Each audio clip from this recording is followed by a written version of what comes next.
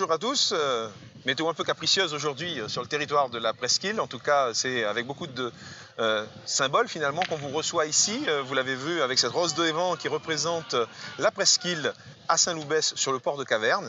L'originalité, c'est qu'elle comporte les deux bras de la Dordogne et de la Garonne qui montrent le symbole finalement de notre candidature aux élections départementales. C'est l'objet de cette petite vidéo. Je m'appelle Alain Turby, j'ai 42 ans, j'habite Carbon-Blanc et je passe directement la parole à ma voisine Marilyn. Merci Alain. Bonjour à tous, je suis Marilyn Ganmogne, j'ai 41 ans et je suis habitante d'Ambarès et La Grève. Je passe la parole à Agnès. Bonjour, moi c'est donc Agnès Joubert, j'habite Béchac-et-Caillaux, j'ai 56 ans et je suis avec la liste Presqu'île au cœur. Je m'appelle Thomas Schenkels, j'ai 41 ans et j'habite Saint-Sulpice et Camérac et j'ai rejoint la liste Presqu'île au cœur.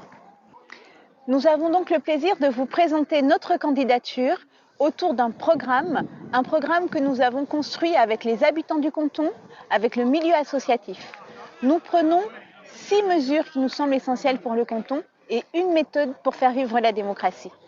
Alors, en route pour votre victoire et celle du canton.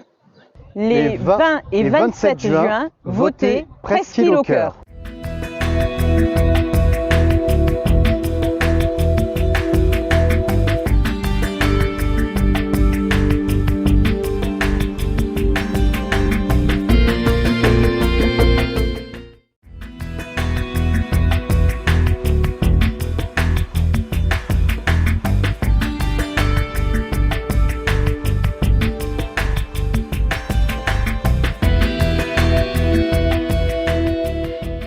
Je m'appelle Marilyn Ganmogne, j'ai 41 ans et je suis maman de 3 petits garçons.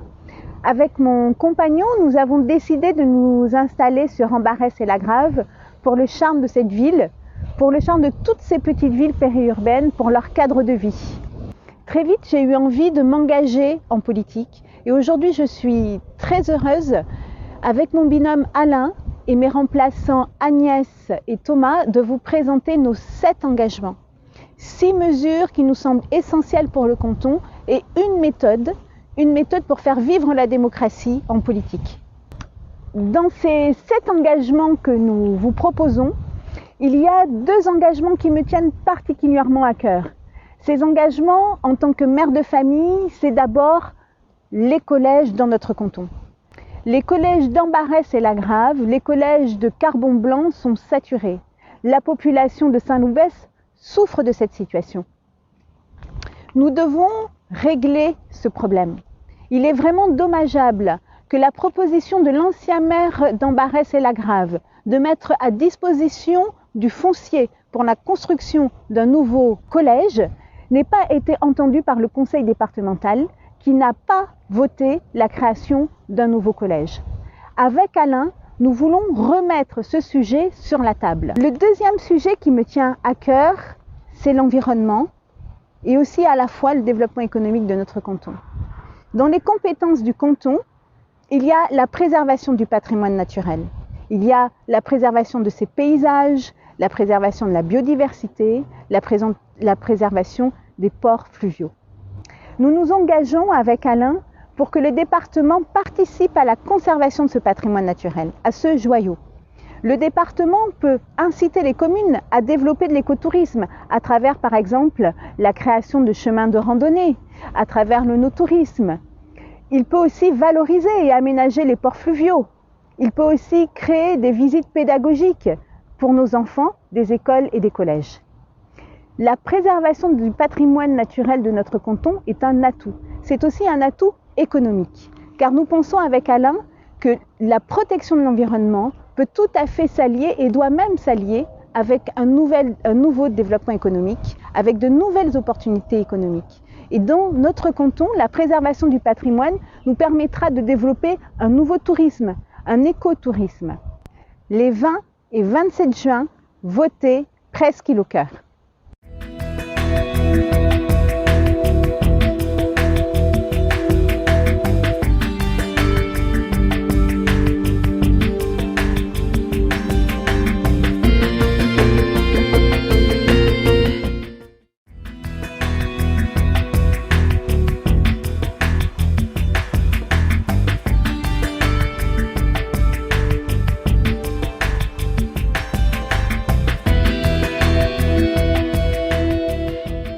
Je m'appelle Alain Turby, j'ai 42 ans. J'habite Carbon-Blanc depuis maintenant 10 ans. J'ai eu le privilège et l'extrême honneur d'en être le maire de 2014 à 2020, mais également vice-président de Bordeaux Métropole en charge du numérique. Dans les politiques départementales, il y a un certain nombre de sujets qui me tiennent particulièrement à cœur. Je me suis engagé avec Marilyn Ganmogne, Thomas Schenkels, Agnès Joubert, dans 6 propositions et une méthode. Je vais vous en détailler 2 et je laisserai le soin aux autres candidats de vous présenter les autres points que nous souhaitons vous soumettre. En tant que maire de Carbon-Blanc, j'ai été parfois confronté à un certain nombre de difficultés, notamment celles rencontrées dans le cadre des personnes qui connaissent des violences conjugales. À ce titre, je pense que nous devons jouer un rôle entier d'accompagnement. Aujourd'hui, les personnes qui subissent ces violences, quand elles sont accompagnées par les collectivités, elles sont hébergées dans les logements d'urgence des communes. Ces logements ne sont pas forcément adaptés à un accompagnement correct de ces personnes qui subissent ces violences conjugales. C'est pourquoi nous voulons vous proposer la création d'un réseau de logements d'urgence sur le canton de la Presqu'île. Comment ça marcherait? Bien, tout simplement avec des logements qu'on prendrait chez des bailleurs sociaux et qu'on mettrait à disposition de ces personnes sur l'intégralité du canton pour faire en sorte qu'on puisse héberger la personne qui est victime de violences loin de son foyer de résidence pour ne pas être retrouvée par la personne qui a commis les violences, mais aussi pour que les travailleurs sociaux qui font un travail formidable puissent continuer à accompagner dans des conditions adaptées et convenables ces personnes qui connaissent ces violences conjugales. Le deuxième sujet qui me tient particulièrement à cœur, c'est celui de la sécurité des territoires. Je suis également farouchement attaché au fait que les maires doivent être garants de la sécurité des territoires. Mais le département doit les y aider.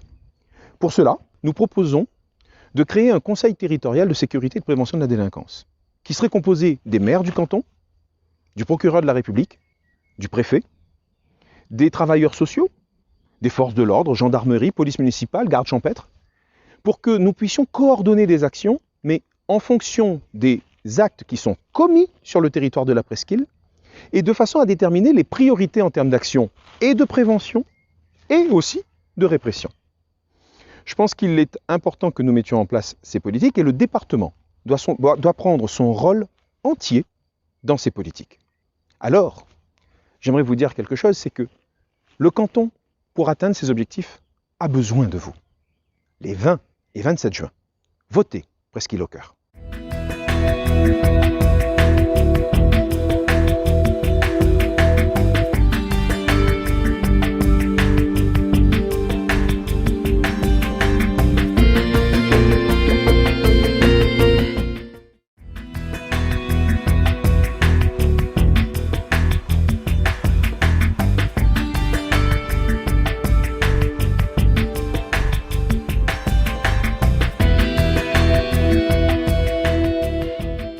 Bonjour, je m'appelle Agnès Joubert, j'ai 56 ans et je suis de Béchac-et-Caillaux. Voilà, depuis 2014, je suis investie sur ma commune en tant que conseillère municipale et je suis également présidente d'une association qui gère un espace petite enfance. Aujourd'hui, je suis avec l'équipe de Presqu'île au cœur pour différentes raisons. Entre autres, le partage d'idées et surtout le cœur qu'on met pour présenter les choses. Ce qui me tient à cœur, c'est tout ce qui est autour du handicap, qu'il soit enfant ou adulte. Et je veux porter ce projet le plus loin possible avec la maison de répit, qui est un sujet qui me touche, vu qu'il touche également tout ce qui est autour de l'handicap et qui est mon cheval de bataille personnel. Donc la maison de répit, c'est pour aider tous les aidants familiaux à trouver un lieu de recueil, un lieu de répit dans un espace sécurisé, surtout pour leurs membres de famille qui trouvent un moment de difficulté dans la vie. Et ça permet d'avoir comme ça un espace à partager, un espace à soi et de pouvoir donner de son temps d'une autre manière. Le 20 et le 27 juin, nous comptons sur vous pour voter Presqu'île au cœur et apporter cette force nouvelle sur la rive droite.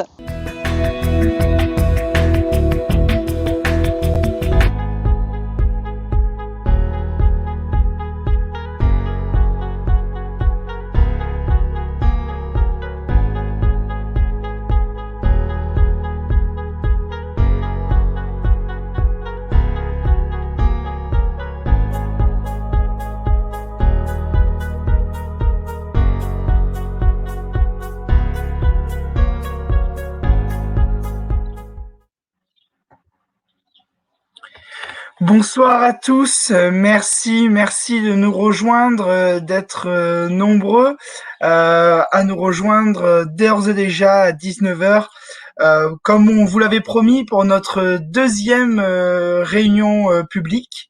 Donc comme la première, celle-ci sera en live, mais on espère passer une belle soirée avec vous. Ils m'ont encore confié la tâche de présenter cette réunion. Donc d'ores et déjà, comme sur le format précédent, vous pourrez poser vos questions sur le Facebook Live et sur notre site web. Et donc dans la dernière partie de cette réunion, je me ferai un plaisir de relayer à nos candidats et je l'espère nos futurs conseillers départementaux vos questions, vos préoccupations, et ils auront à cœur d'y répondre. Pour commencer cette réunion, juste un petit détail technique. Cette réunion, on a choisi délibérément de la sous-titrer sur Facebook pour qu'elle soit accessible au plus grand nombre. Alors on sait, le sous-titrage automatique n'est pas forcément le plus idéal, mais on tient vraiment dans l'équipe à l'inclusion de tous, et rendre cette réunion accessible à tous, c'était pour nous un choix, même une priorité. Pour débuter cette réunion, j'ai le plaisir de céder la parole à Agnès Joubert, qui nous rejoint. Bonsoir Agnès. Bonsoir à tous. Merci Agnès. Je te laisse la parole et je te laisse introduire la réunion. Merci à tous d'être présents à nouveau ce soir pour ce deuxième live. Ce deuxième live, pour moi, alors c'est moi qui introduis ce soir parce que malheureusement ou heureusement pour nous finalement, je veux dire, je suis sur un événement familial d'importance, donc je ne pourrai pas rester tout le long de cette réunion. Mais aujourd'hui, particulièrement avec, je vais dire, l'affiche qui a été taguée de Marine et Alain, je veux dire, je tiens vraiment à m'inscrire en toute solidarité et je ne pouvais pas ne pas être présente ce soir, ne serait-ce que pour eux. Et surtout, pour bien préciser et de bien montrer toute mon adhérence à ce projet. Et même si nous sommes, nous les suppléants, je vais dire, nous croyons fortement à ce qui est proposé et à la méthode qui va être employée pour y arriver. Et nous avons besoin donc de vous tous pour arriver à ce moment-là. Pour ce soir, je vais dire, la présentation va aborder deux thèmes particulièrement. Donc, nous vous présenterons le cadre de vie de la presqu'île où il fait bon vivre en toute saison et de l'amélioration que nous devons insuffler pour rendre la vie plus agréable au quotidien.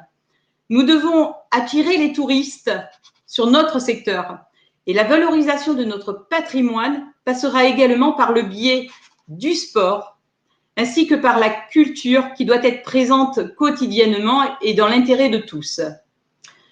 Pour encourager la découverte de cette partie, de cette chère rive droite qui me tient moi particulièrement, fille, je vais dire de pompier de la Bastide et ayant toujours vécu sur cette partie de rive droite, particulièrement donc à cœur. Je vais m'arrêter là. Donc pour le 20 et le 27 juin, nous comptons fortement sur vous pour que Presqu'île au cœur soit avec vous au quotidien. En vous remerciant. Merci Baptiste. Merci à toi Agnès. Donc pour débuter cette première réunion, comme l'a précisé Agnès, nous allons commencer par des sujets d'ensemble qui concernent notre département, et je vais laisser donc Alain Turby se présenter premièrement pour ceux qui n'étaient pas là la dernière fois, rapidement, et il interviendra donc sur le premier sujet qui est le sujet du moustique et notre vision de la gestion écologique du département. Alain, bonsoir Alain, je te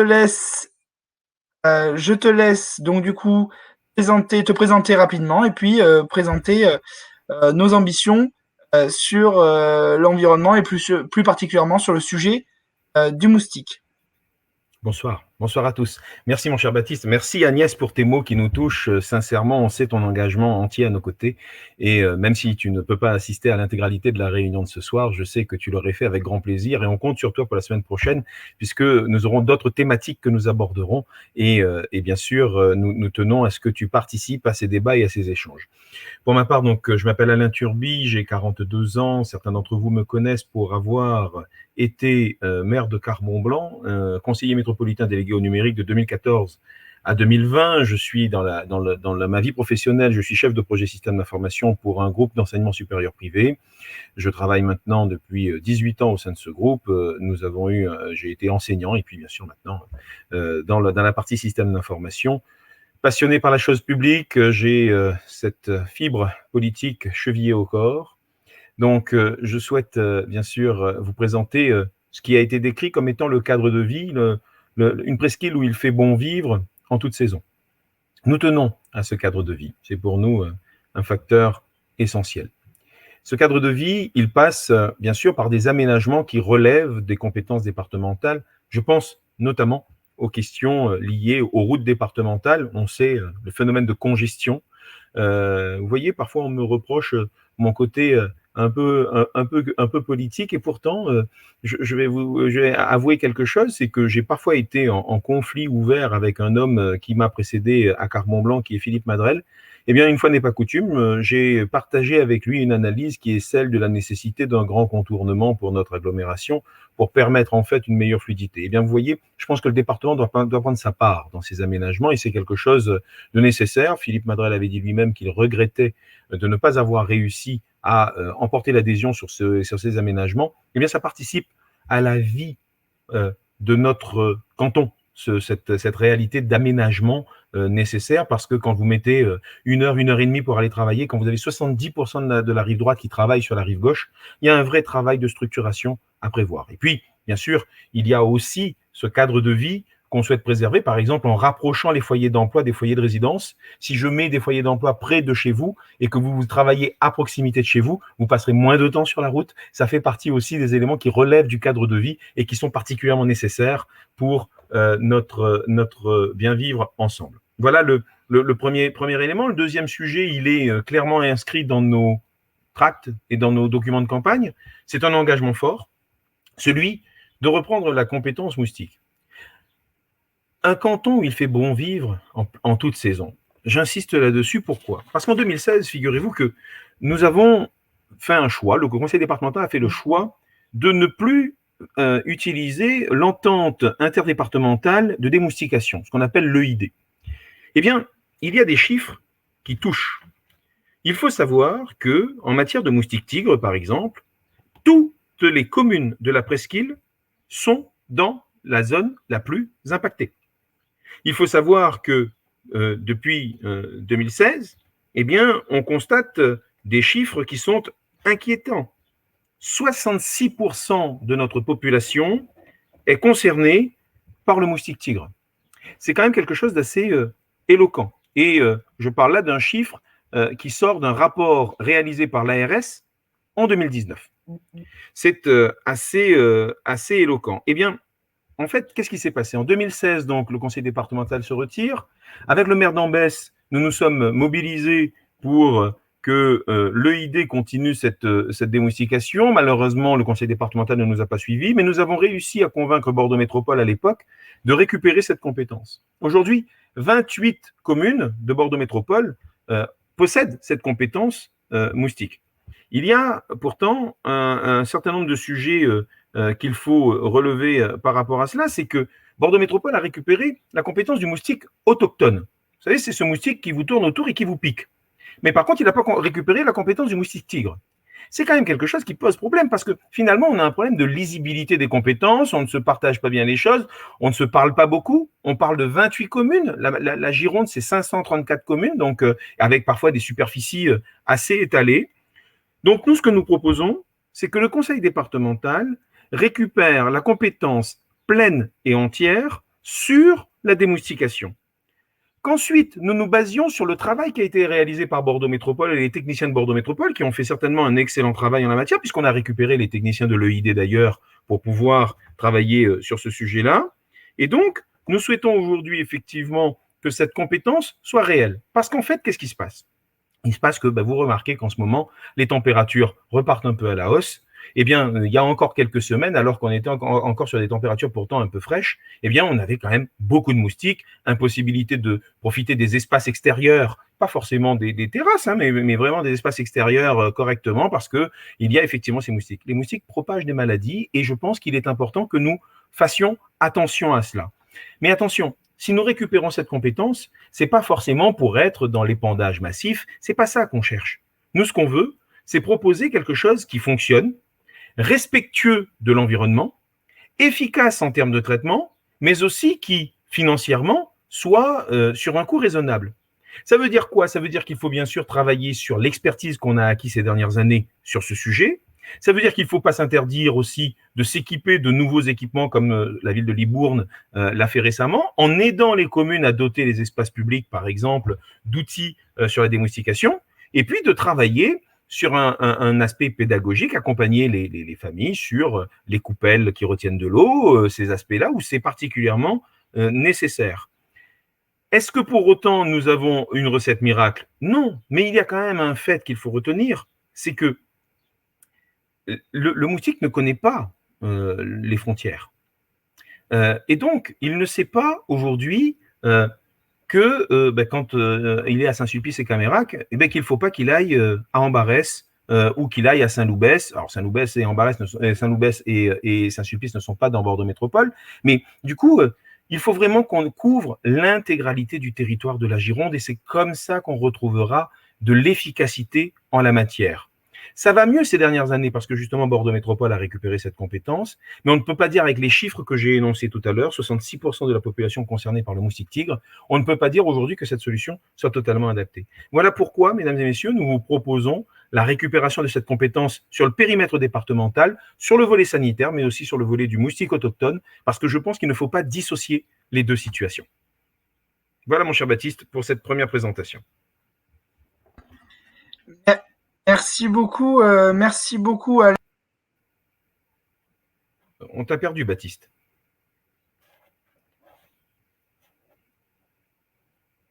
C'est les aléas du direct, mesdames et messieurs. Nous avons perdu notre présentateur. Alors, qu'est-ce qui se passe?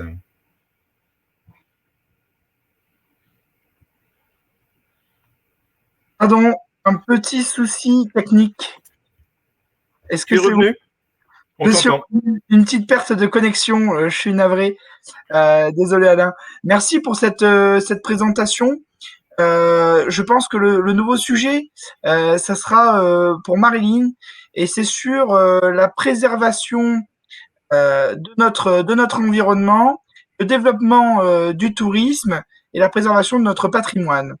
Donc Alain, je donne ta place donc à Marilyn qui nous rejoint. Bonsoir Marilyn.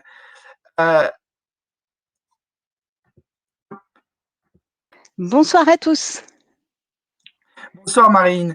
Je te laisse donc du coup sur le sujet, te présenter rapidement comme Alain l'a fait, et je te laisse sur le sujet de la préservation du patrimoine et le développement du tourisme. Parfait. Donc bonsoir à tous. Merci d'être encore là ce soir avec nous pour cette deuxième réunion. Donc moi, c'est Marilyn Ganmogne, j'ai 41 ans, je suis une habitante d'Ambarès et la Grave. Je suis maman de 3 petits garçons et donc on a décidé avec mon compagnon d'élever nos enfants sur Ambarès pour le charme de ces petites villes périurbaines. Et justement, le charme de ces petites villes périurbaines, c'est ce dont je vais vous parler maintenant. Nous avons donc un projet global pour le canton, c'est-à-dire que nous pensons aujourd'hui notre réunion, c'est axé sur le rayonnement de notre canton. Comme l'a dit Alain, ça va commencer ce rayonnement de notre canton par bien sûr le bien-être des habitants, notamment avec le problème du moustique.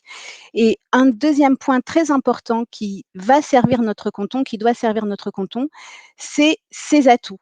Et quels sont les atouts de notre canton, de la presqu'île? C'est son patrimoine naturel. Nous avons le plus grand estuaire d'Europe. Nous avons 2 fleuves, la Dordogne et la Garonne, qui sont parsemés de petits ports fluviaux tout à fait sympathiques. Nous avons plusieurs espaces en bordure de Dordogne qui sont des sites classés, notamment Natura 2000 par exemple, comme la Blanche à Ambarès et la Grave. Et nous avons aussi beaucoup d'agriculteurs qui travaillent notre terre, en viticulture notamment, mais pas que. Et ce patrimoine naturel et l'activité des hommes sur ce patrimoine, notamment en agriculture, il faut le préserver. Et le département a tout à fait les compétences et doit jouer son rôle, en tout cas nous l'inciterons à le faire, pour préserver donc ce patrimoine naturel et ce joyau pour nous, pour les habitants du canton de la Presqu'île. Le département peut avoir un rôle à jouer sur la valorisation des paysages, sur la préservation des espaces naturels et la biodiversité, et sur l'aménagement des ports fluviaux. Et ce travail sur notre patrimoine naturel, il est aussi très important vis-à-vis, des agriculteurs parce que bien sûr l'agriculture agit notamment sur, la biodiversité et nous pensons que le département peut tout à fait aider ces agriculteurs qui souhaitent, bien sûr ce sera au volontariat, mais le département peut tout à fait aider, les agriculteurs qui souhaitent faire une transition, vers, une agriculture HVE, raisonnée ou bio, hein. Nous étudierons absolument, tous les profils et nous pouvons les aider de manière concrète parce que c'est souvent difficile, de faire cette transition. Nous pouvons les aider notamment en termes de trésorerie, parce qu'il y a effectivement des aides pour faire ces transitions, mais les aides arrivent, tard, les aides arrivent une fois que le projet est bien lancé et nous proposons que le département, puisse pallier à cette attente des aides en faisant des avances, en permettant aux gens de pouvoir se lancer, de manière sereine. Et le département peut aussi aider nos agriculteurs en ce sens, en les aidant à faire les dossiers de certification, hein. On connaît, l'administration française, on a des gros dossiers parfois à remplir quand, on prend des initiatives et ces dossiers, de certification pour les agriculteurs qui veulent faire, leur, transition, c'est parfois difficile et le département peut là aussi, avec des personnes qui connaissent, ces dossiers, aider les agriculteurs tout simplement aussi à remplir, et à obtenir leur certification. Donc ça, c'est notre cadre, le cadre de notre patrimoine naturel, le cadre dans lequel nous vivons. Et ce cadre, c'est un atout, bien sûr environnemental, évident, et c'est aussi un atout économique. Parce que nous pensons que la défense de l'environnement, c'est aussi, la possibilité de développer une nouvelle forme d'économie. Et le tourisme, qui fait partie aussi des compétences du département, le tourisme, peut être développé sur notre canton. On sait en France, nous sommes un pays touristique par excellence, bien sûr. La Gironde, connaît, des arrivées de touristes, très importantes d'année en année et nous souhaitons que notre canton, puisse, bénéficier de cet apport touristique et nous souhaitons, nous, développer un tourisme écologique et le département peut aussi jouer un rôle là-dedans. Alors comment peut-il jouer un rôle? Nous pensons que le département, par le biais de Gironde Tourisme, pourrait, déjà installer sur le canton, parce que donc existe des offices de tourisme qui sont gérés par le département.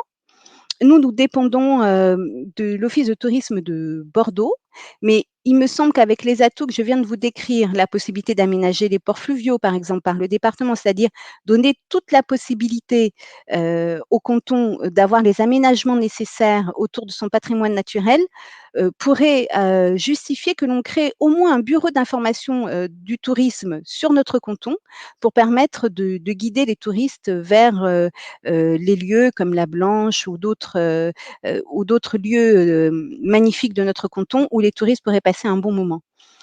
Le département, il peut contribuer au développement du tourisme, local en incitant, les communes à faire un travail sur les chemins de randonnée. On peut inciter aussi les communes et travailler avec elles, hein. On nous asseyons autour de la table pour comprendre un peu les problématiques des 9 communes dont le canton dépend, pour discuter aussi des parcours vélos, donc inciter à faire des chemins de randonnée, inciter à faire des parcours vélos, inciter aussi à l'œnotourisme, faire des parcours d'œnotourisme entre les différentes communes. Nous, en tant que conseillers départementaux, nous avons envie de nous asseoir autour de la table avec les 9 maires de nos communes et pouvoir, ensemble voir, quel plan, et quel projet nous pouvons décider dans telle et telle commune pour que les départements puissent en partie les financer et donc développer cet écotourisme sur notre canton. Donc, œnotourisme, tourisme fluvial, bien sûr, autour de l'aménagement des ports fluviaux, parcours vélo, randonnée. Et aussi, bien sûr, le département peut mettre en place des visites pédagogiques pour les enfants autour de l'environnement et de la biodiversité de notre canton.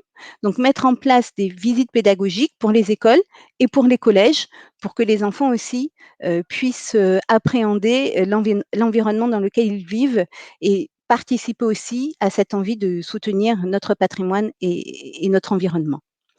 Voilà sur le point, du développement du tourisme dans notre canton qui pour moi est un projet qui me tient à cœur parce que le développement économique sur notre canton, il est important pour tous les habitants.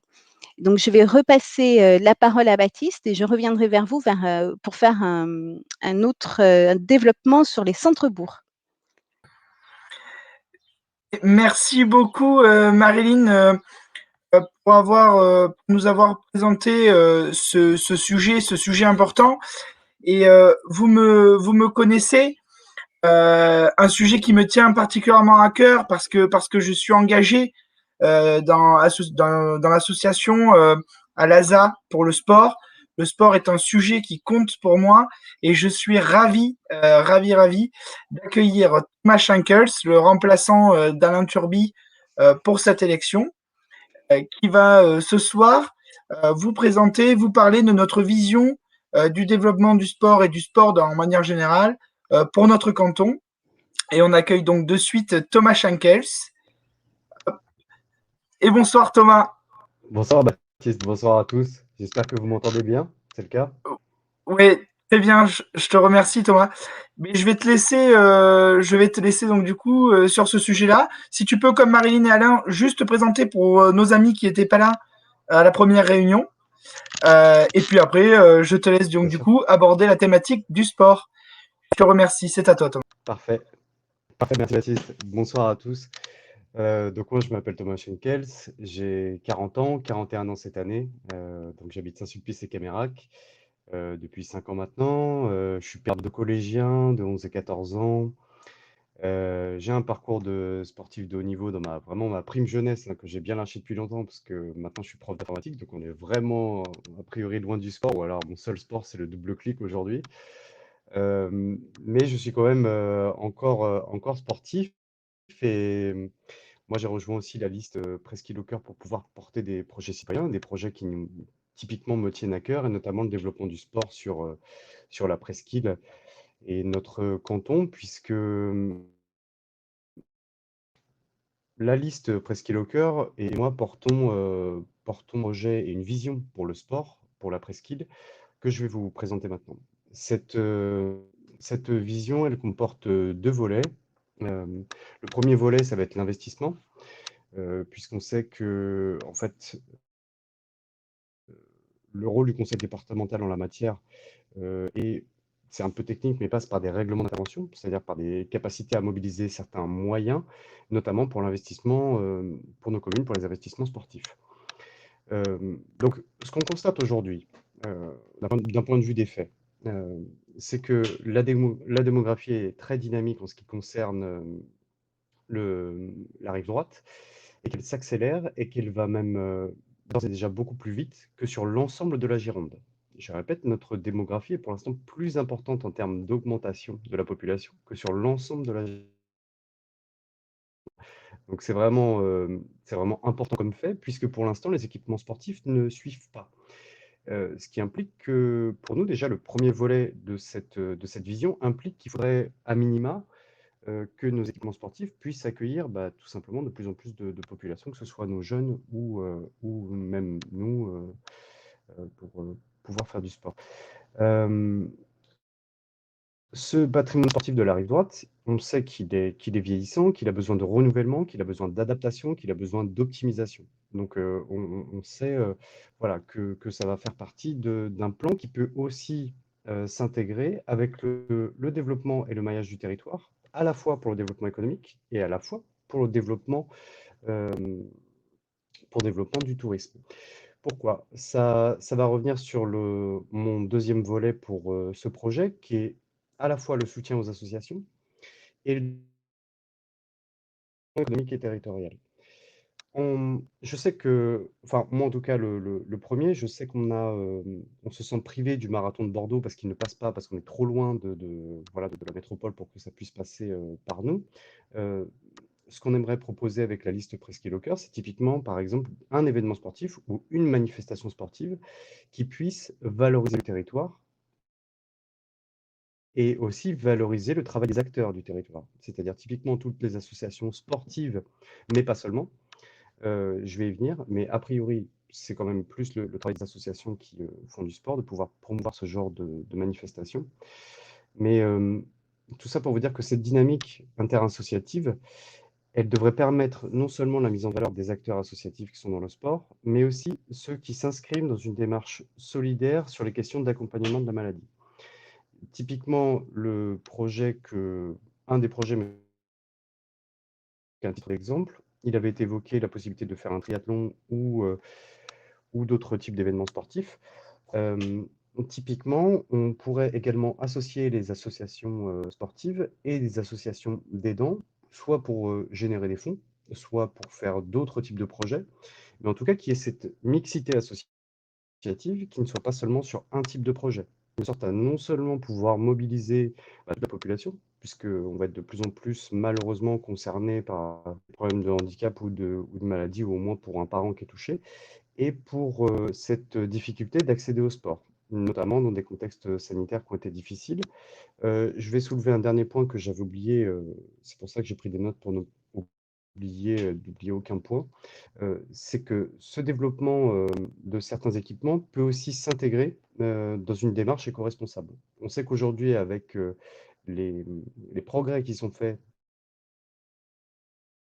en termes de technologie sur les matières synthétiques ou sur les sols qui sont employés dans les city-stades, on peut très bien respecter cette double démarche, c'est-à-dire cette démarche de développement simplement de la vie associative et de la vie aussi simplement citoyenne. C'est toujours agréable de pouvoir jouer à n'importe quel type de sport, que ce soit multisport ou on pense typiquement un peu aussi au football forcément, mais avec ses enfants dans des espaces qui sont sécurisés et qui sont vraiment faits pour, où on n'a pas de risque de se prendre quelque chose sur la tête. Je vais juste vérifier que je n'ai rien oublié. Je crois que j'ai tout évoqué. Moi, c'est une des raisons qui m'amène à vous dire que très franchement, il faut soutenir cette liste. Il faut nous soutenir. Il faut le 20 et 27 juin venir voter pour la Presqu'île au cœur pour soutenir ce type de projet. Voilà, c'était les deux volets pour le sport. N'hésitez pas à me reposer des questions dessus si vous voulez plus de détails sur cette vision, voilà, sur cette vision du sport. Merci de ma parole. Je pense que je peux te redonner la parole, Baptiste, s'il n'y a pas de questions par-dessus. Je te remercie Thomas, et je te dis à tout à l'heure. Juste avant d'attaquer un nouveau sujet, qui est un sujet majeur, qui est le sujet de la culture, qui nous sera présenté par Alain, je fais une petite pause juste pour vous préciser qu'il est nécessaire, si vous avez des questions, des préoccupations, de les inscrire dans les commentaires du Facebook Live ou dans la partie commentaires sur le site web, et nous les relayerons à la fin de ces présentations pour tout simplement que nos candidats puissent y répondre. Donc je vous invite à mettre vos remarques, vos questions d'ores et déjà dans la partie des commentaires. J'invite donc Alain à nous rejoindre. Bonsoir Alain. Bonsoir à tous. Est-ce qu'on m'entend bien, Baptiste? C'est très très bien Alain. Je vais te laisser la parole sur le sujet de la culture et votre vision de la culture sur notre canton. Oui. Alors c'est une vision partagée. Nous avons échangé avec pas mal d'associations du territoire sur un certain nombre de sujets. Nous voulons avant tout travailler la logique d'une culture accessible à tous et ouverte au plus grand nombre. Pour cela passe aussi par une forme de culture populaire, et parfois on oppose un peu territoire métropolitain et territoire périurbain. Donc je voulais un petit peu attirer votre attention sur ce sujet-là. Vous savez, on parle souvent d'été métropolitain, et parfois on parle de scène d'été. Les scènes d'été, c'est plutôt le conseil départemental, et l'été métropolitain, c'est plutôt Bordeaux Métropole. Et en fait, on se rend compte quand même qu'en termes de contenu, on arrive souvent à une programmation un peu élitiste côté métropole et plutôt populaire côté scène d'été, eh bien, nous, ce que nous préconisons, c'est plutôt de nous inspirer de ce qui se passe sur les scènes d'été, parce qu'il y a une telle diversité culturelle dans ce qui est proposé. Je me rends compte de ce qui se passe parfois du côté du Créonais. Voilà, il y a des choses qui se passent, qui sont assez intéressantes au-delà des frontières de la métropole, et je pense qu'il faut qu'on sache s'en inspirer. Mais je pense qu'il faut aussi qu'on travaille d'autres sujets, notamment à destination de notre jeunesse. Et là, il y a un certain nombre de points sur lesquels aussi j'aimerais insister. D'abord, la question de l'équité entre les territoires. Quand j'étais maire de Carbon-Blanc, souvent je sollicitais des subventions du département pour les actions culturelles à destination de la jeunesse. Et régulièrement, on me disait que ce n'était pas possible, parce que la ville de Carbon-Blanc appartenait à Bordeaux Métropole. Eh bien, je suis désolé, mais le département, il couvre 534 communes, dont 28 communes de Bordeaux Métropole, et il n'est pas normal que les villes, les jeunes de la métropole ne puissent pas bénéficier du travail de la Gironde sur le sujet culturel. C'est pourquoi nous proposons, par exemple, un sujet qui me tient particulièrement à cœur, vous le savez, de plus en plus l'oralité nécessite une forme d'expertise, une façon de s'exprimer correctement. Tout le monde n'a pas l'aisance de s'exprimer correctement à l'oral. Et pourtant, cet oral sert de plus en plus. Je suis particulièrement vigilant sur l'écrit, il faut continuer, et nous avons des propositions là-dessus également, mais il y a un volet sur l'oralité qui est particulièrement intéressant. Eh bien, nous, par exemple, ce qu'on propose, c'est de soutenir, de faire un appel à projet auprès des petites troupes de théâtre qu'il y a sur le territoire. Je sais qu'il y en a du côté de Saint-Sulpice et Camérac, je sais qu'il y en a du côté de Béchac et Caillaux, je sais qu'il y en a aussi sur le territoire de Carbon-Blanc qui peuvent être intéressés pour répondre à un appel à projet, pour justement accompagner ce travail sur l'oralité auprès de notre jeunesse. Et je crois que c'est un sujet qui mérite aussi notre attention. Enfin, vous le savez, je suis particulièrement intéressé par la question du numérique et je souhaite que l'éducation populaire passe aussi sur les usages et dangers du numérique. J'ai employé un terme que dont vous avez seulement entendu parler et qui, malheureusement, fait souvent la une de nos interventions, les fake news. Je crois qu'il y a une vraie sensibilisation à avoir autour de cette culture numérique et le fait de multiplier les sources d'information pour avoir l'information qui est la plus fiable possible. Eh bien, on peut travailler sur un appel à projet en s'appuyant sur les médiathèques et les centres communaux d'action sociale pour, par exemple, identifier les populations qui sont le plus en rupture avec le numérique. Je l'avais fait quand j'étais à Bordeaux Métropole. Sur les communes de la métropole, on avait travaillé avec les centres communaux d'action sociale sur l'identification de ces situations de personnes qui ne sont pas à l'aise avec les outils numériques pour leur permettre et travailler à un accompagnement par la médiation. Et comment on peut faire cette médiation? Eh bien, avec un réseau de médiathèques. Moi, je crois que la médiathèque est un outil magique parce qu'il permet, entre autres, par la culture, de travailler ces aspects de connaissance auprès de nos concitoyens. Eh bien, ce que nous proposons, par exemple, c'est de travailler sur des dotations spécifiques pour les équipements de type ludomédiathèque. Je tiens à cette assimilation. La ludomédiathèque, qu'est-ce que c'est qu'une ludothèque? Eh bien, c'est un endroit où vous allez pouvoir emprunter des jeux. Vous allez pouvoir venir jouer à des jeux vidéo, par exemple. Certes, les médiathèques ont déjà des espaces réservés aux jeux vidéo. Mais moi, je dis qu'il faut mettre aussi les jeux, on va dire, traditionnels, les jeux de plateau, ce genre de choses. Mettons cela dans des ensembles et faisons en sorte que celui qui vient emprunter un jeu puisse aussi ressortir avec un bouquin.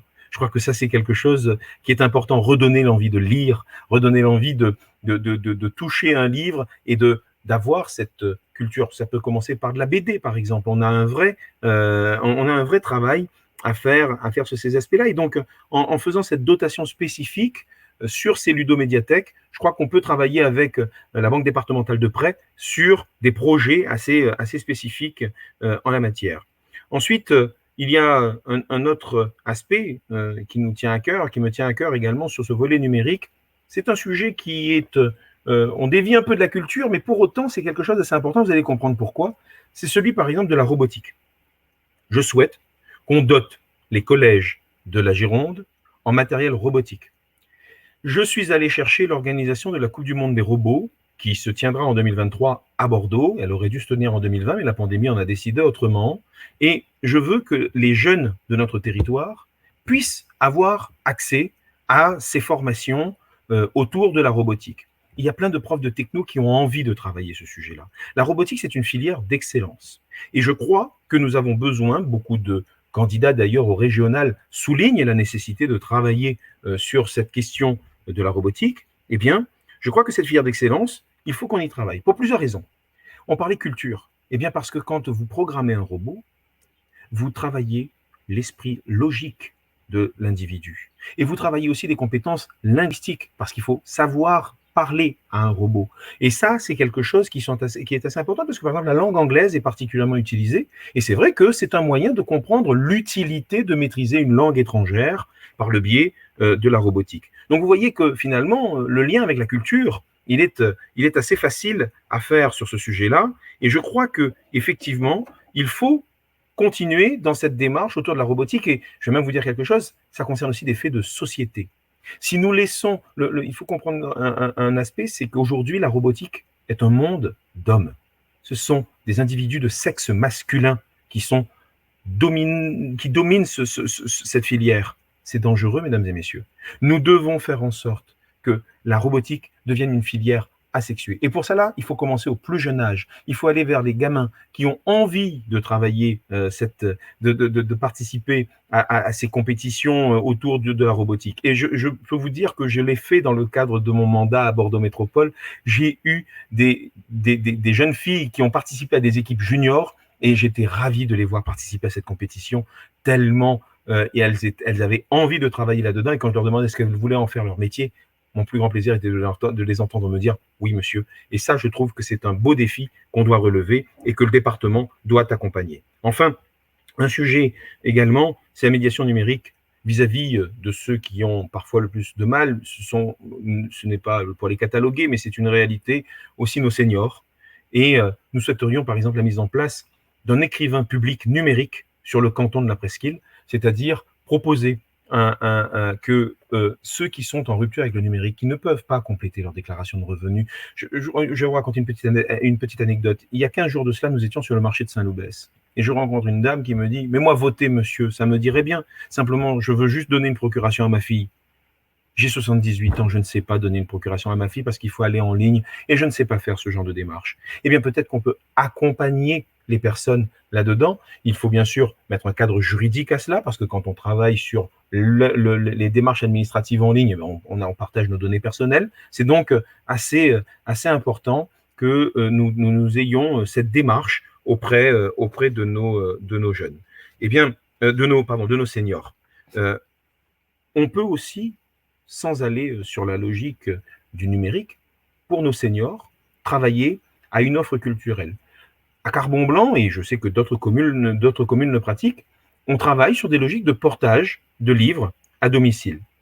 Je trouve déjà cette initiative géniale, parce que quand on est un senior, on n'a pas forcément la capacité de se déplacer sur le site de la médiathèque. Quand on peut le faire par le biais des minibus et ce genre de choses, il faut le faire, il faut sortir du domicile, il faut accompagner les personnes à sortir de leur domicile. Pour autant, j'estime également que cette notion de portage, elle doit prendre une dimension peut-être un peu plus sociale et un peu plus solidaire. Je m'explique.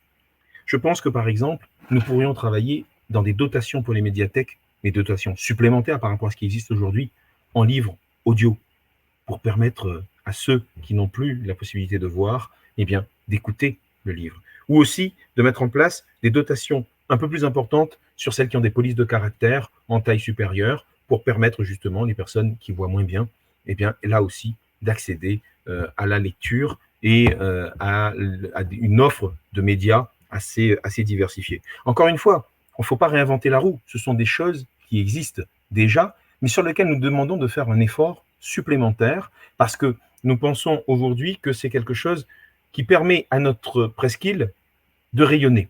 Si je reviens à mon propos initial, eh bien, j'estime aujourd'hui que quand un jeune sur notre territoire a besoin de mener une activité, eh bien, il est obligé d'aller mener cette activité, souvent à Bordeaux, parce qu'il dit c'est à Bordeaux que ça se passe. Eh bien, nous souhaitons qu'un maximum de choses se passent sur notre territoire, parce que ce que nous ne voulons pas, c'est que notre jeunesse, nos actifs et nos seniors ne soient pas assignés à résidence sur le territoire de la Presqu'île, mais que le territoire de la presqu'île soit un territoire où il fait bon vivre, et cela rejoint le thème de notre présentation. Merci mon cher Baptiste. Merci beaucoup, Alain. Maintenant, je vais passer la parole donc à Marilyn pour un sujet qui nous concerne tous, parce que nous vivons dans un canton entre ville et ruralité, et nous avons des centres-bourgs. Et c'est de ces centres-bourgs-là dont va vous parler Marilyn ce soir, et que j'invite à nous rejoindre.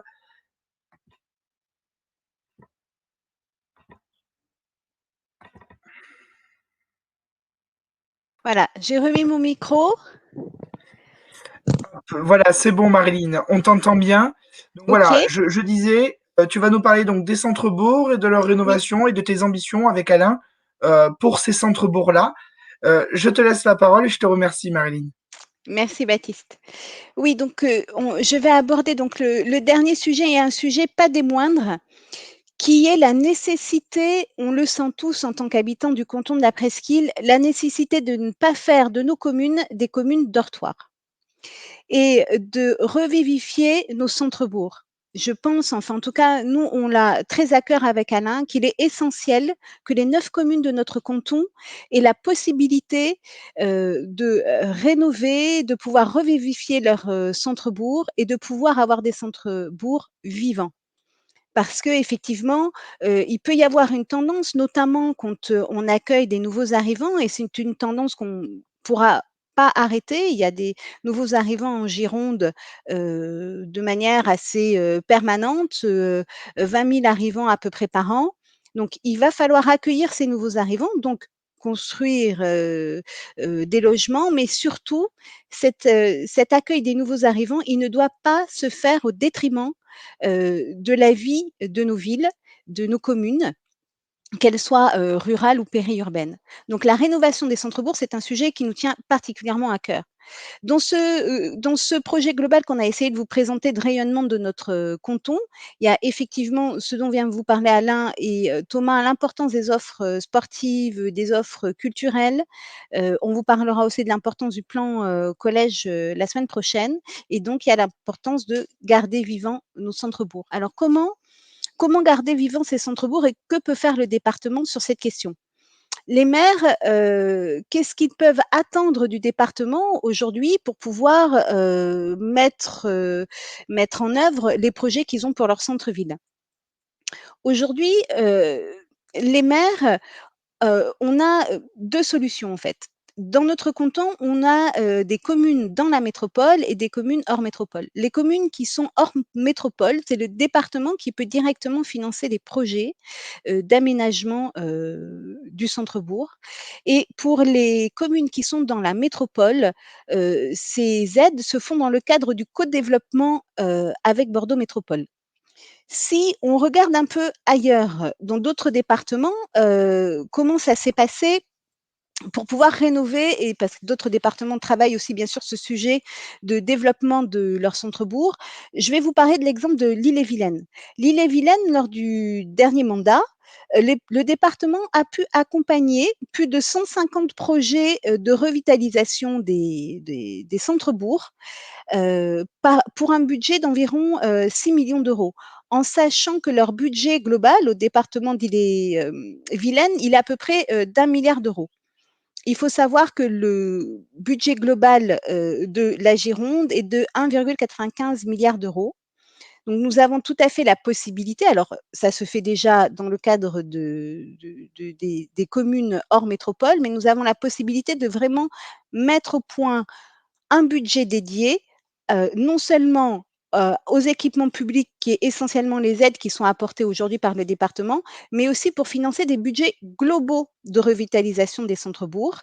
Et donc nous souhaitons, au lieu qu'il y ait ces compétences un petit peu partout dans le département, c'est-à-dire de financement des équipements publics, ce vers quoi les maires peuvent se tourner, ou la compétence de s'occuper du patrimoine culturel ou sa compétence touristique, on pourrait peut-être allier dans un seul et même budget, dans une seule et même compétence, une compétence qu'on appellerait rénovation des centres-bourgs, mettre les personnes compétentes et les moyens nécessaires, un peu sur l'idée de ce qu'a fait l'île-et-Vilaine, avec un budget pardon, alloué, et on pourrait se mettre autour de la table, les conseillers départementaux avec, pour nous, en ce qui nous concerne, sur le canton de la Presqu'île, avec les maires des 9 communes et regarder ensemble, bien sûr, c'est les maires hein, qui sont l'auteur des projets de rénovation et de revitalisation de leur centre-bourg, mais se mettre autour de la table avec les 9 maires des communes pour pouvoir voir en termes de financement ce que le département peut spécifiquement apporter donc pour cette revitalisation des centres-bourgs en prenant en compte l'équipement public, le patrimoine culturel et puis, comme je viens d'en parler tout à l'heure en termes de tourisme, dans le cadre d'un aménagement de ports fluviaux par exemple, comment autour on peut y créer une activité et comment le département peut participer au financement de cette vitalisation. Donc, le département a un rôle donc essentiel à jouer avec les maires, bien sûr, sur la revitalisation des centres-bourgs. Le département, il peut aussi aider pour garder nos centres-bourgs vivants. Il peut aider, bien entendu, et ça me tient à cœur, les petits commerçants. Alors, le développement économique, c'est une compétence de la région de manière générale, c'est-à-dire l'implantation des entreprises, et cetera. Mais le département, dans le développement économique, joue aussi un rôle, en tout cas peut jouer un rôle de soutien aux petits commerçants. Alors, ce soutien aux petits commerçants, il peut passer par la formation du numérique, bien sûr, parce que nos petits commerçants souffrent parfois du manque de passage dans leur commerce. Il faut absolument les aider et les accompagner pour avoir des plateformes de vente qui leur permettraient de pouvoir vendre plus, hein, de pouvoir travailler plus. Et pour ça, il faut acquérir des compétences. Il faut aussi des plateformes de vente. Et le département, dans le cadre de sa compétence numérique, pourrait tout à fait apporter des solutions concrètes et de formation et de plateformes de vente, de vitrines des petits commerçants de notre département, ce qui pourrait être une aide et technique et quasiment d'aide à la vente en quelque sorte, c'est-à-dire en tout cas en y installant une plateforme sur laquelle les commerçants peuvent travailler et qui permettrait aussi par sa puissance de communication de pouvoir présenter cette plateforme des petits commerçants au public.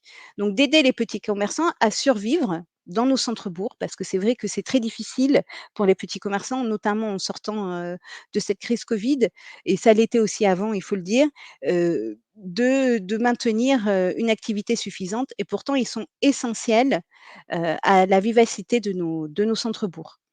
Donc voilà pour la problématique des centres-bourgs qui nous tiennent à cœur et où le département doit là aussi jouer tout son rôle. Je vous remercie. Merci beaucoup Marilyn pour cette présentation. Et je crois qu'on a fait le tour de tous les sujets un peu généraux, majeurs de notre département et de l'action du département, qui ne sont pas, qui sont et qui ne sont pas à la fois des propositions pour notre département, mais une vision d'ensemble pour le département et ce que doit être le département. Et je vous remercie Alain, Thomas et Marilyn pour ces présentations. Si ça vous va maintenant, on va passer donc à la traditionnelle séance des questions-réponses. Vous avez été nombreux à nous poser des questions en commentaire ou sur le site web. Il y a quelques questions aussi. Voilà, je vais essayer de les retranscrire dans l'ordre des débats et dans l'ordre des sujets. Et puis nos candidats y répondront de la même manière qu'on l'a fait la semaine dernière. Donc je vais inviter les deux candidats à me rejoindre, à partager l'écran. Voilà. Je vous remercie et moi je vais me mettre un peu en retrait pour vous diffuser les questions et puis nos candidats pourront y répondre. Alors la première question c'était sur le premier sujet sur les moustiques. C'était une question d'Anthony. Je vous laisse donc, chers candidats, y répondre. Merci. Alors, pour le moustique, pourquoi le département a arrêté ce traitement des moustiques en 2016? Alors, c'est pas bizarre, en fait, Anthony, comme vous l'affirmez. Il y en a qui ont essayé une explication, je vais essayer de vous en donner une. Je ne sais pas si je peux vraiment en parler parce que je n'ai pas tous les tenants et aboutissants. Ce que moi je regrette finalement, c'est que, en fait, pour faire simple, je pense, je dis bien je pense, que le choix a été fait d'arrêter ce traitement parce que le département voulait se consacrer à d'autres politiques plus visibles. Je vous donne un exemple assez concret. Il s'est engagé dans une démarche de déploiement de la fibre optique.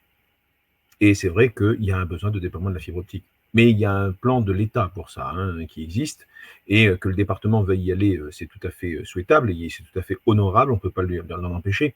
Simplement, le fait d'aller travailler, par exemple, le déploiement de la fibre optique dans les résidences secondaires qui se trouvent sur la côte, eh bien, j'estime que ce n'est pas forcément ce qu'il y avait de plus adapté, de plus urgent. Je pense que le moustique fait aussi partie des priorités qu'il faut prendre en considération, et c'est peut-être une erreur. Je vous dirais également quelque chose, Anthony, c'est que je regrette finalement que nos conseillers départementaux en place, finalement, n'aient pas fait beaucoup de choses pour cela. Prise de parole un peu timide au sein du conseil, et puis, guère plus, il n'y a pas eu d'une mobilisation forte sur ce sujet, on n'a pas eu une descente de tous les conseillers départementaux, y compris des minorités, notamment des minorités au sein du conseil, pour aller dire nous, on veut que ce soit maintenu. J'estime que ça, aujourd'hui, il y a un vrai travail de l'opposition qui n'a pas été correct en la matière. Et la deuxième question que vous posez, c'est celui du financement des traitements. Eh bien, mon cher Anthony, vous avez entendu Marilyn vous décrire un certain nombre de mesures assez intéressantes, par exemple sur les activités touristiques. Développer le tourisme, c'est quelque chose de bien. Sauf que quand on développe le tourisme, ça génère aussi quelque chose, ça génère par exemple ce qu'on appelle des nuitées. Et les nuitées génèrent des taxes de séjour.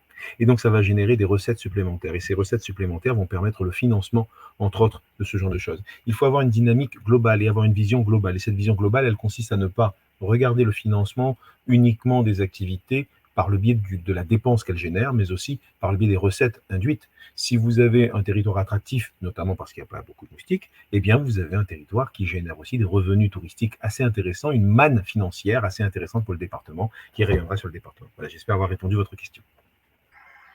Merci beaucoup Alain. Question suivante, c'était la seule question pour le sujet, la petite précision sur le petit sujet moustique. On passe donc du coup au sujet suivant qui est sur la préservation de notre cadre de vie, de notre environnement, de la promotion du tourisme et de notre territoire, avec une question qui nous vient donc du site web donc de Michel, que je vous affiche juste ici, qui vous demande mettre en valeur notre territoire, c'est bien, mais comment on fait lorsque les gens n'arrêtent pas de salir l'espace public? Voilà, je vous laisse y répondre, cher candidat. Tu veux que je le fasse, Marilyn? Oui? D'accord. Alors, sur la question que vous posez, c'est Michel, hein, c'est ça, Baptiste, il me semble, que tu m'as dit, puisqu'on n'a pas le prénom sur les personnes qui posent des questions sur le site internet. Encore des choses à améliorer. Donc, voilà. Il y a un sujet par rapport à ce que vous évoquez, c'est que d'abord, ce n'est pas la compétence du département, cette notion de propreté.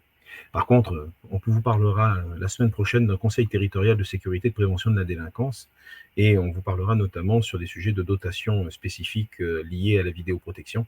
Mais nous croyons par exemple à cette technologie pour essayer de travailler à ces différents aspects. Je connais une société qui a développé un algorithme, une société bien française, bien de chez nous, qui a travaillé un algorithme qui permet de détecter par exemple des dépôts sauvages qui sont dans le périmètre du spectre d'une caméra de vidéoprotection et qui permet d'alerter notamment les services propreté des communes sur ces sujets-là. Donc voilà, ce n'est pas un périmètre immédiat du département, donc je ne m'attarde pas dessus, mais sachez que nous en avons parfaitement conscience. Cela relève d'abord de la compétence des maires, mais je pense que les maires sont aussi sensibles à ces sujets-là et je pense qu'ils ont aussi envie de travailler à quelque chose, un territoire qui est propre. Je sais que mon collègue d'Ambès avait créé en son temps et qui existe toujours un truc qui s'appelle les cochons de la presqu'île. Donc on voit bien qu'il y a une vraie démarche publique autour de cela et une vraie sensibilité. Mais voilà, il y a une démarche d'accompagnement que nous pouvons avoir en termes au niveau du département. Marilyn, mets ton micro, s'il te plaît. Oui, vous m'entendez? Oui. Oui, juste pour ajouter, effectivement, notre proposition de lutte contre l'insécurité et pour la prévention de la délinquance, je pense que justement ce regroupement des maires, des conseillers départementaux, du procureur, des travailleurs sociaux, c'est tout à fait le cadre dans lequel on peut essayer d'aider, parce que c'est de la dégradation de biens publics et effectivement ça dérange absolument tout le monde, d'essayer d'aider les maires pour essayer d'identifier les réponses possibles, pas simplement dans leur commune, mais dans l'ensemble du canton, sur ce genre de petite délinquance qui effectivement, enfin petite délinquance, petite incivilité qui gêne tous les habitants. Mais effectivement, ça n'est pas une compétence directe du département, mais par le biais de cet institut qui regrouperait, qui est une de nos propositions, qui regrouperait plein d'acteurs qui luttent contre l'insécurité et pour la prévention de la délinquance, ça pourrait être un outil pour essayer de parler de ça, de ce genre de petite incivilité. Merci beaucoup Alain et Marilyn. Nouvelle question du site web. Celle-ci qui nous vient de monsieur Tardieu Gilles. Alors, elle est où? Juste ici. Qui vous demande, est-ce que vous n'avez pas peur que le tourisme ne créera pas les effets néfastes à Bordeaux, une ville plus chère et moins accessible pour les gens qui y vivent? Alors, voilà, donc c'est monsieur Gilles. Voilà. oui. Gilles Tardieu, Alain. Oui, alors merci Gilles pour votre question, parce qu'effectivement, c'est une question qui se pose quand on veut développer le tourisme. Mais moi, là où je mets un petit bémol à votre inquiétude, c'est que premièrement, avant d'y voir des défauts au développement de ce tourisme sur notre canton, il faut en voir les qualités.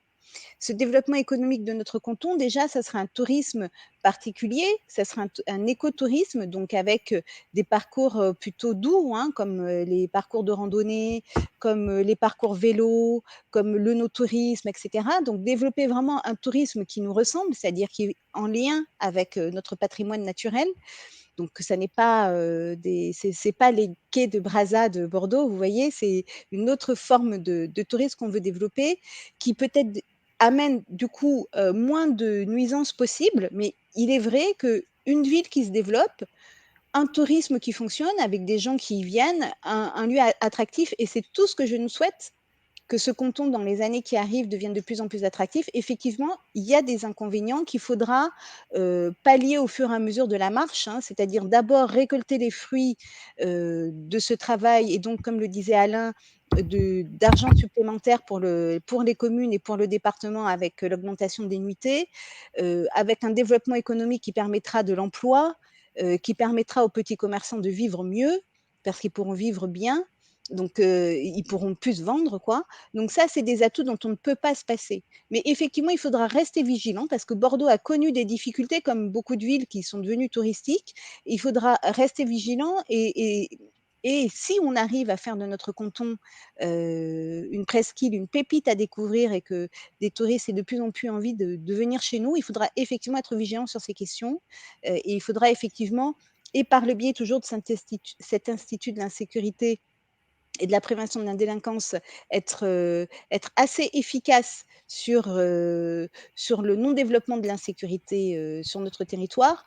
Et puis, effectivement, au niveau des prix, il faudra voir, notamment avec la construction de logements, comment tout ça peut se passer. Mais je crois qu'il faut vraiment d'abord y voir les avantages. Et bien sûr, il faudra prendre en compte les inconvénients de ce développement touristique. Si je peux me permettre d'apporter peut-être aussi un petit éclairage là-dessus. On t'entend pas très fort, Alain. Est-ce que vous m'entendez mieux comme ça? Là. C'est mieux? Oui. Bien. Parfait. Donc oui, effectivement, je partage parfaitement l'analyse de Marilyn, et notamment sur le volet de l'emploi. C'est quelque chose qui est primordial, effectivement. Je reviens à la question de la globalité de tout à l'heure. Si nous développons des activités sur le territoire de la presqu'île, nous créons de l'emploi, et nous créons de l'emploi à proximité des foyers de résidence. On revient à la question tout à l'heure du cadre de vie et de vous permettre, par exemple, d'accéder plus rapidement à votre lieu de travail et peut-être contrebalancer cet effet de ce qu'on appelle le déplacement pendulaire entre la rive gauche et la rive droite et permettre justement que nous ayons une économie locale beaucoup plus dense. Donc, je crois qu'il y a aussi un aspect qu'il faut prendre aussi avec une forme de sérénité. Le but n'est pas un développement à tout crin sans forcément maîtriser le sujet, mais c'est vraiment justement d'avoir un développement raisonné, mais qui profite à tous sur le territoire. Merci Alain, merci Marilyn. Donc c'était, il me semble, la dernière question sur cette partie-là. Je vous propose, si vous le voulez bien, de passer donc à la question, enfin au sujet suivant.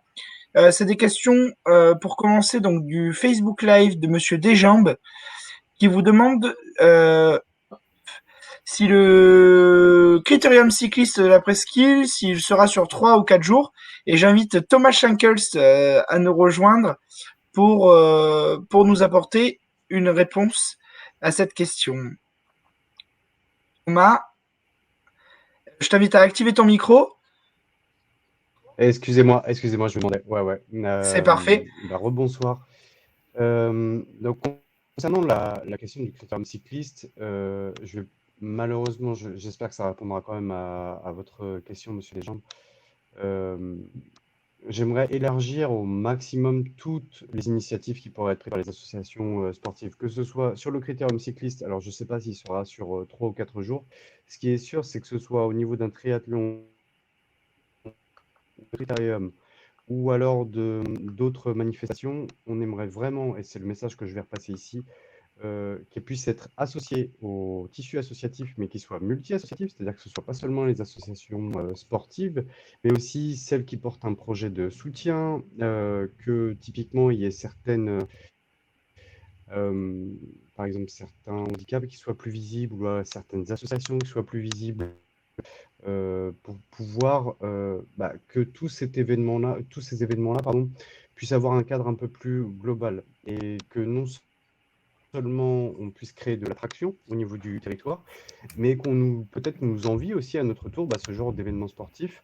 Je pensais aussi par exemple au triathlon des Roses. Il peut y avoir d'autres événements comme ça qui ont une double portée, on va dire à la fois une portée sportive et une portée, disons, peut-être plus politique dans le sens de la prévention sur certaines maladies, que ce soit le cancer ou alors des maladies dégénératives ou des handicaps, que ce soit pour les jeunes ou pour les plus vieux. Donc, ça ne répond pas vraiment à votre question sur le critérium cycliste, mais vraiment, notre volonté, c'est de pouvoir élargir à toutes les associations qui voudraient travailler à créer des nouvelles choses sur la presqu'île et le canton. Et j'espère que ça répondra à votre question.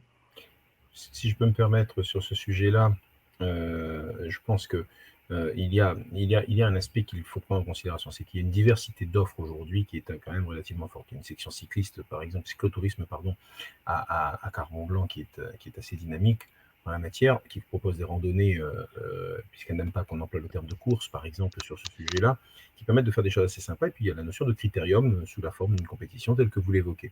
Je crois qu'aujourd'hui, ce qu'il faut, c'est effectivement avoir cette diversité. Mais travailler sur une diversité qui travaille aussi sur le rayonnement.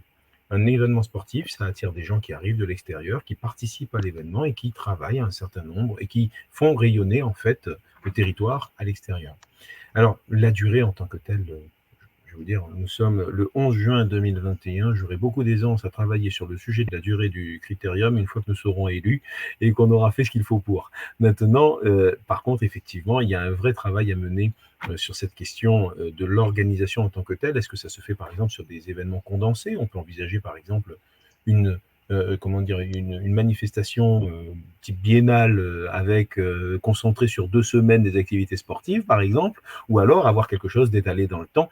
Tout ça, aujourd'hui, il n'y a pas de lisibilité précise de ce que nous pouvons atteindre comme objectif. Par contre, je rejoins Thomas Schenkels sur la nécessité de ne pas cloisonner le sport avec le sport, le solidaire avec le solidaire et la culture avec la culture. Je pense qu'il faut faire vivre tout cet ensemble pour que justement on puisse apporter quelque chose qui permet justement ce rayonnement territorial au-delà des frontières de notre territoire. Merci beaucoup, merci à vous. C'est pas vraiment une question, mais Monsieur Desjambes avait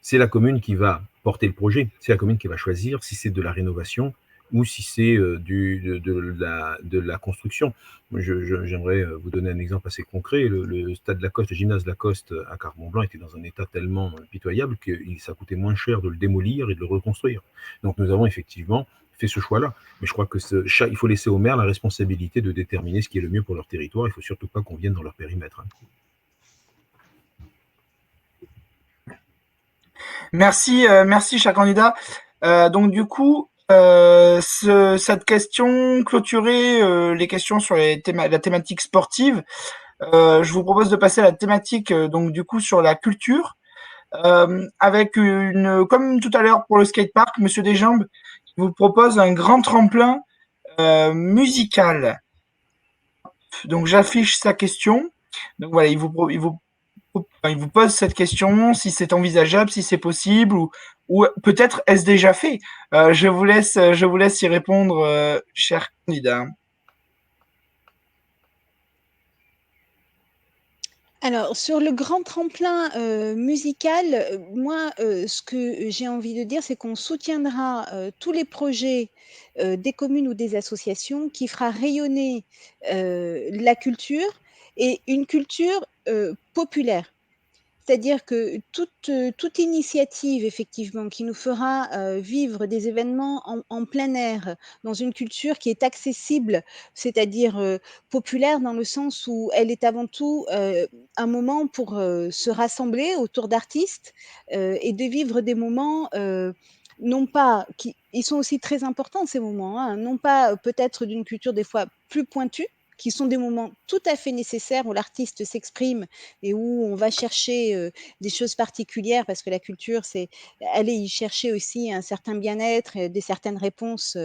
Donc ces moments de culture que l'on trouve notamment sur notre canton à travers diverses activités culturelles, bien sûr, on garde, on prend et on travaillera à les soutenir, mais on veut aussi soutenir toute initiative, que ce soit pour la musique comme pour les autres arts, soutenir toute possibilité de culture populaire en plein air. C'est-à-dire que l'idée qui nous semble importante sur notre canton, c'est aussi de développer des choses comme pourquoi pas la fête de la morue à Bègle. Donc ça, c'est sous l'initiative bien sûr et des communes ou des associations. Et nous, en tant que conseillers départementaux, nous serons enclins effectivement à défendre ce genre aussi d'événements qui viendront tout à fait compléter ce qui existe déjà et qui se fait très bien. Alain a parlé des scènes d'été, mais il y a plein de possibilités. Les associations ont plein de projets là-dessus qu'on pourra soutenir. Je crois qu'on tient vraiment à cette idée d'une culture aussi populaire sur notre canton, qui représente aussi un peu l'identité, bien qu'on n'ait pas à dicter bien sûr le travail des artistes, mais des artistes ont à nous proposer ce genre de choses et il faut pouvoir les recevoir. Ça, les recevoir et développer telle ou telle culture, c'est un acte politique. Et nous, en tant que conseiller départemental, on aura à cœur de défendre aussi cette culture populaire. Peut-être, je vais à chaque fois, j'aime pas parce qu'on va dire qu'à chaque fois, je prends le plaisir à conclure derrière Marilyn, et c'est pas ce que je souhaite, mais juste un petit mot que je souhaiterais apporter à cette intervention. J'avais développé en quelques années après notre élection à Carbon-Blanc un festival des cultures créoles. Ça fait peut-être un petit écho, j'ai un petit frémissement là par rapport à ce qui s'est passé aujourd'hui. Nous avons développé cette notion de culture, de développement de la culture créole, parce qu'en fait, on ne le sait pas forcément, mais la région bordelaise, la Gironde, est particulièrement concernée par ces diasporas qui viennent de territoires qui sont soit issus des anciennes colonies françaises, mais aussi des départements d'outre-mer, des collectivités d'outre-mer, donc beaucoup plus, comment dire, récentes dans notre histoire. Et j'estime que ces personnes-là, qui sont très présentes, ont aussi beaucoup de choses à nous apprendre, notamment sur ces cultures parfois qui nous sont un peu lointaines géographiquement et pour autant avec lesquelles nous avons une certaine proximité. On voit là, par exemple, typiquement des choses qui méritent d'être valorisées, d'être connues et d'être partagées sur notre territoire. Ça fait partie de la culture populaire aussi. Et je pense que ça fait partie des choses qu'on essaye de porter. Juste pour compléter la question d'Éric, le grand tremplin musical, il en existe ceci dit déjà un, hein, qui s'appelle le tremplin jeune pour les 18-26 ans.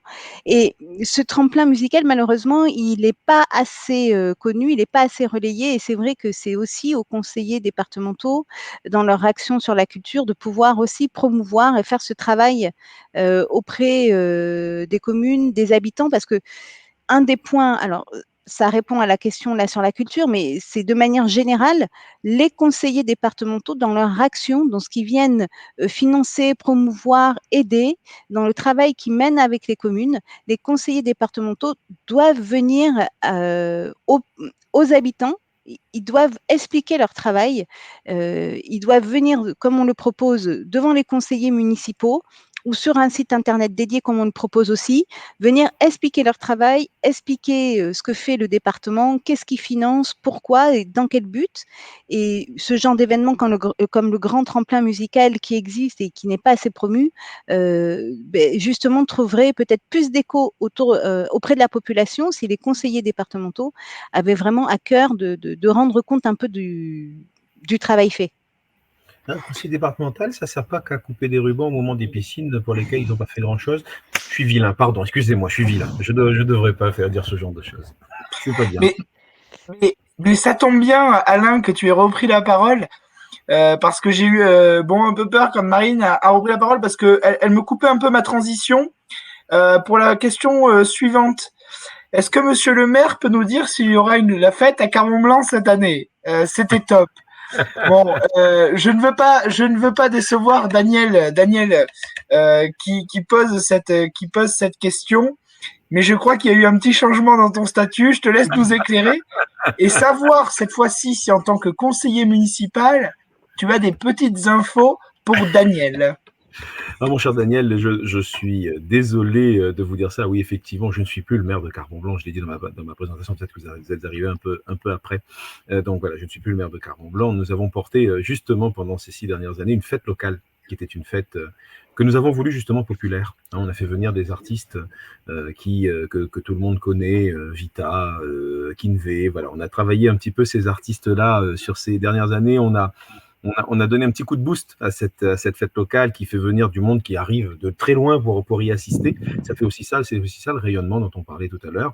Et si on peut s'en inspirer, pourquoi pas? Je trouve que c'est quelque chose de bien. Maintenant, très honnêtement, qu'est-ce qui est prévu? Je peux difficilement vous en parler. On sait que la municipalité a l'intention d'organiser quelque chose.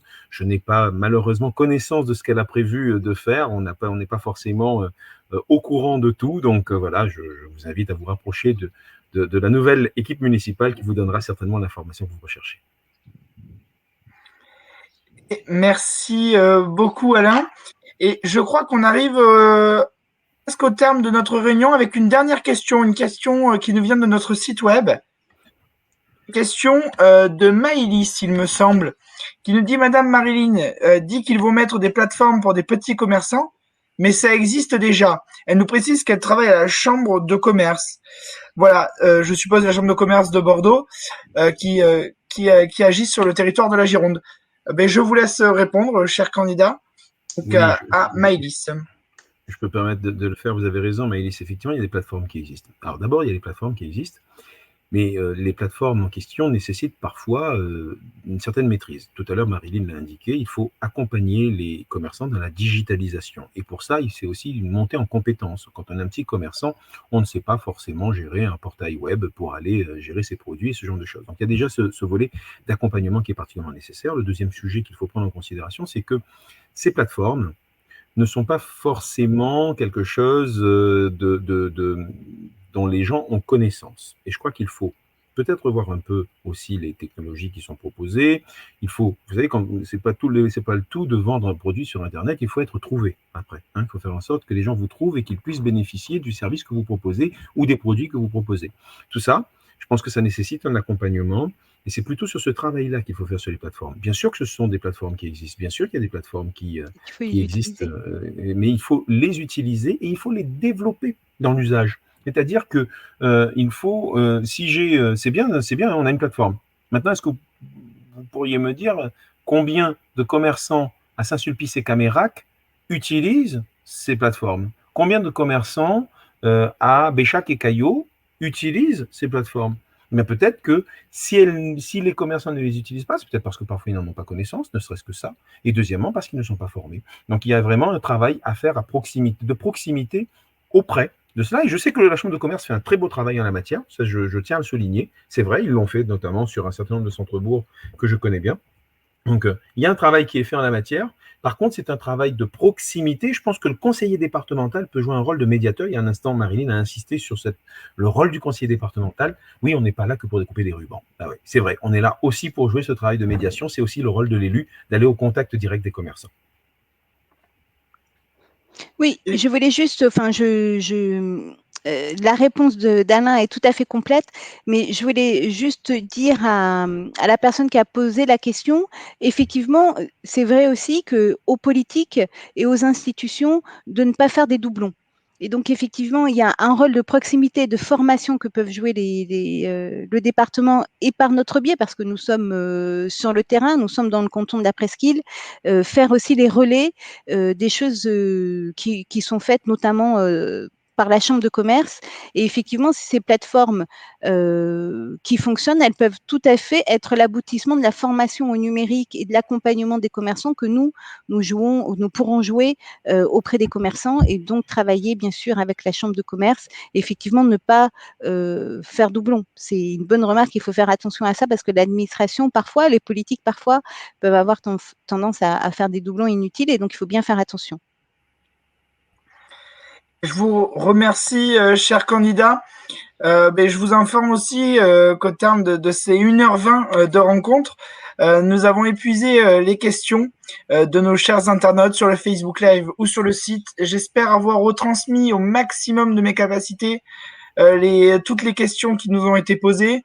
Je remercie encore une fois tous les participants, Michel, Gilles, Lisa, Pascal, Monsieur Desjambes, pour vos questions, pour vos interventions qui, encore une fois, enrichissent nos perspectives et enrichissent nos candidats et vous permettent de mieux les appréhender, de mieux les comprendre.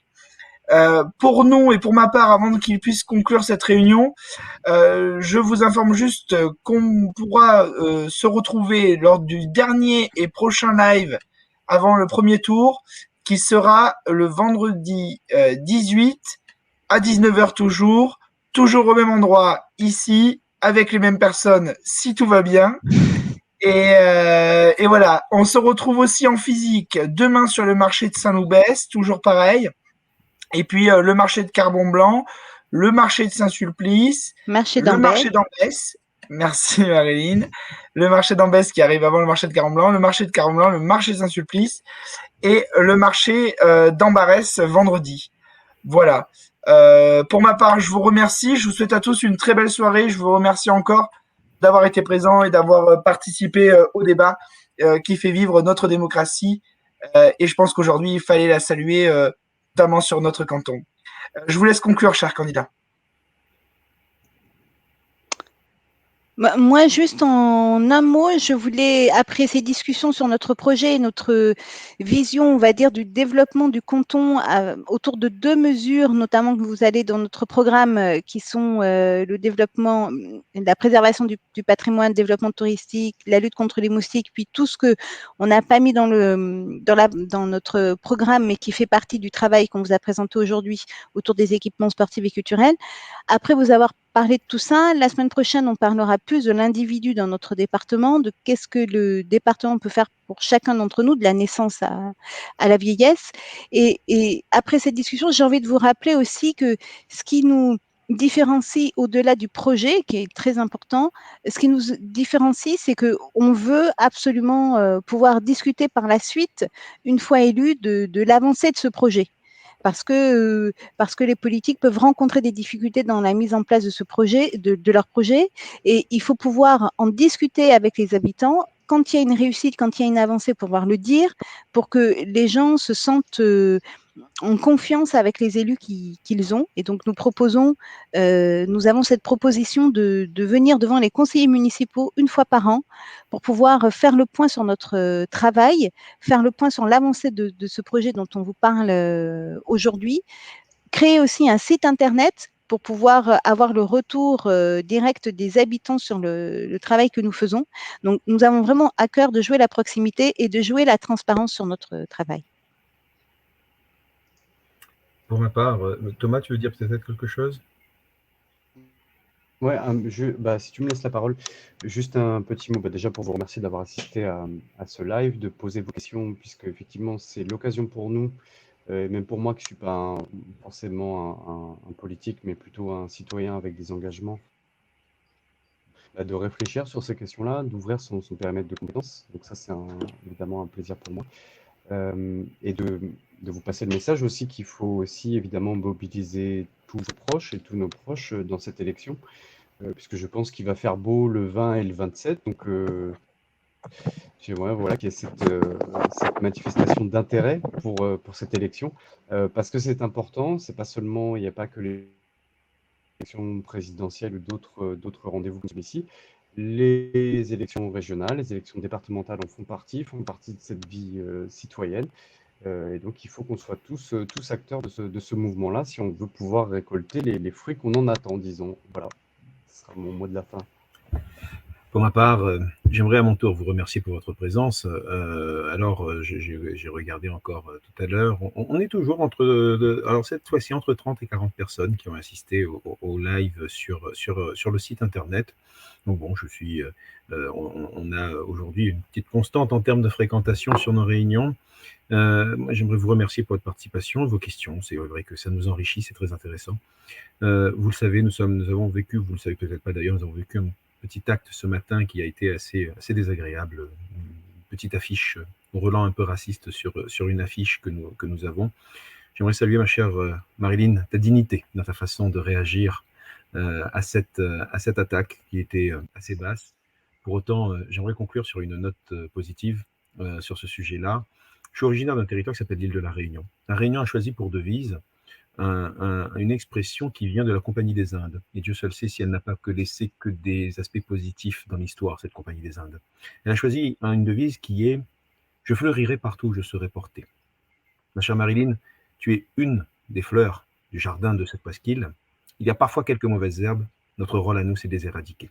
Merci. Bonne soirée.